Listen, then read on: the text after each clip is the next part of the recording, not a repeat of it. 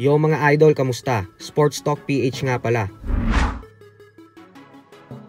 Ang update kay Bivol, pag-usapan natin yan mga idol. Ngunit bago ang lahat ay huwag kakalimutang mag-subscribe at i-click ang notification bell button for more sports talk. So kanina nga lamang po ay sumabog ang balita matapos kumpirmahin ng kampo ng undisputed light heavyweight world champion Dmitry Bivol na binakante niya na ang kanyang WBC belt upang masunod ang utos ni Turki Al-Ashik na pangatlong laban sa pagitan ni Bivol at Arthur Beterbiev. Kung atin po kasing matatandaan ay matapos manalo ni Bivol sa rematch kay Beterbiev ay agad ipinag-utos ng WBC kay Bivol na depensahan niya ang kanyang titulo sa WBC mandatory challenger niya na si David Benavidez, kung saan bukas na ang deadline upang sundin ni Bivol ang utos ng WBC.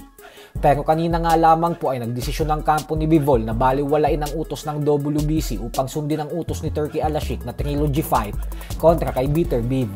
Hindi naman po natuwa ang WBC sa naging desisyon ni Bivol.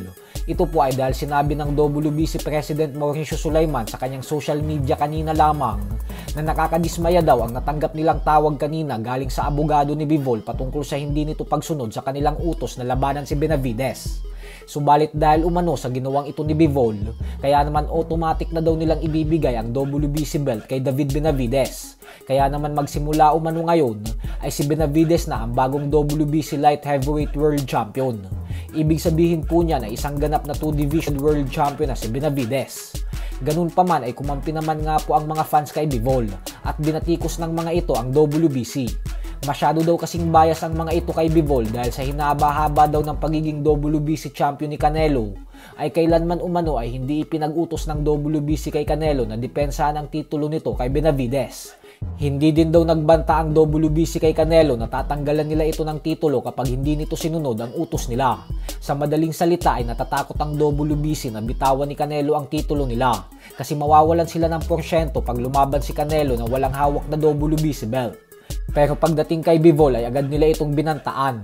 Ganun pa man ay talo talaga dito ang WBC kasi mawawalan din sila ng porsyento sa third fight ng Bivol vs Beterbiev. Kaya wag na din po tayong magulat kung magkakaroon ng alitan at hindi pagkakaintindihan sa pagitan ng WBC at ni Turki Al-Ashik ng Saudi Arabia.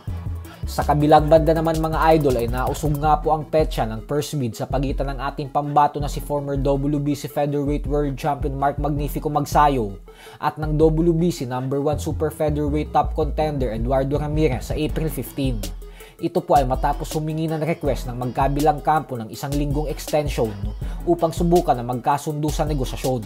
Kaya naman dahil dyan ay asahan po natin na malapit ng maikasa ang bigating World Title Eliminator fight ng dalawa.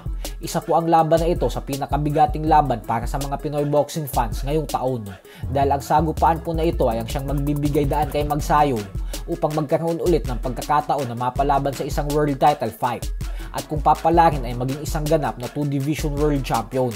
Kaya naman suportahan po natin si Magsayo dito. So hanggang dito na lang po muna tayo mga idol.